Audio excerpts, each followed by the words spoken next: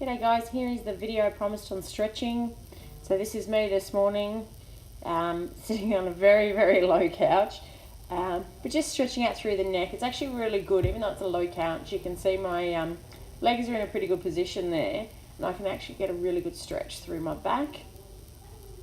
Now turning into the neck, so you just through those trapezius muscles, so it goes up behind your ear. It goes from the tip of your shoulder, on the outside of the shoulder, right up to behind your ear. So often when we hold a lot of tension in our shoulders, it actually reflects all the way up. That's what those tension headaches are. So you may actually be really tight through your shoulders and through your chest when you feel it there. So this is really targeting those muscles right up into the jawline. You can see my neck muscles there standing out a little bit. And coming forward now, so just stretching out the back a little bit more, lifting tall. Using your legs as a point of reference, so you can actually be supported in getting all the way down. You can also do this when you're standing up, so you're using your legs as a point of reference to help with balance. This is a really good exercise. This is one for me actually from a yoga book, from our yoga warm-up that we used to do. So once again, it's actually stretching out all those muscles from the tip of the shoulder, so right in where the arms attached to the shoulder, right through to the fingertips. If you have really tight biceps, or if you feel tension across your elbows, this is a really good one because it lengthens them right out to the fingertips. Same with this one, across the shoulders, down the full length of the arm. You can even tip the fingers down lower here, like tip the hand back. And then with this one, because you've turned the hands over, you're getting the inversion there. So the bones in the forearm have crossed over. So you're just actually working into the elbow a little bit differently, and getting hold of different tendons and muscles there. Now on this one, you may find that you get a few pops and grinds in the shoulders, and that's through the socket itself where the arm attaches into the shoulder, or also through the shoulder blade at the back there, like sort of click as it goes around.